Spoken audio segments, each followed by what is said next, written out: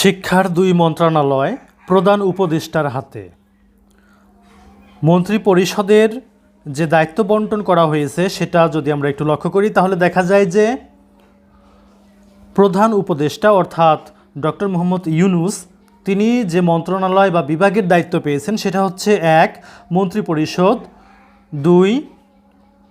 প্রতিরক্ষা মন্ত্রণালয়, ৩ সশস্ত্র বাহিনী বিভাগ, ৪ শিক্ষা মন্ত্রণালয়, ৫ সড়ক পরিবহন ও সেতু মন্ত্রণালয়, ৬ খাদ্য মন্ত্রণালয়, ৭ গৃহায়ন ও গণপূর্ত মন্ত্রণালয়, ৮ ভূমি মন্ত্রণালয়, ৯ বস্ত্র ও পাট মন্ত্রণালয়, ১০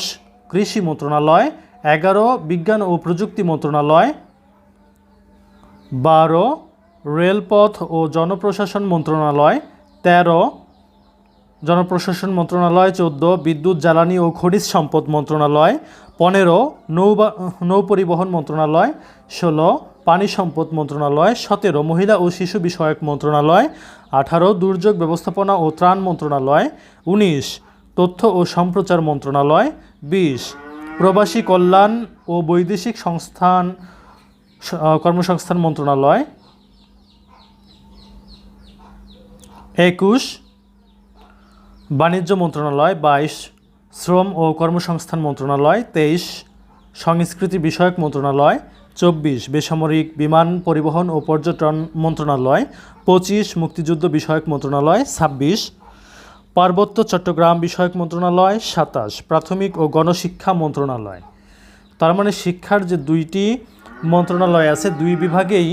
ডক্টর মোহাম্মদ ইউনূস দায়িত্ব পেয়েছেন। এরপরে উপদেষ্টাগণ যারা যে দায়িত্ব পেয়েছেন সেটা একটু দেখি। জনাব সালেহ উদ্দিন আহমেদ অর্থ মন্ত্রণালয় ও পরিকল্পনা মন্ত্রণালয়, ডক্টর আসিফ নজরুল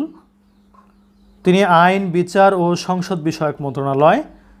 জনাব আদিলুর রহমান খান শিল্প মন্ত্রণালয়, জনাব হাসান আরিফ স্থানীয় সরকার পল্লী উন্নয়ন ও সমবায় মন্ত্রণালয়, জনাব মোহাম্মদ তৌহিদ হোসেন পররাষ্ট্র মন্ত্রণালয়, সৈয়দা রিজওয়ানা হাসান পরিবেশ বন ও জলবায়ু পরিবর্তন মন্ত্রণালয়,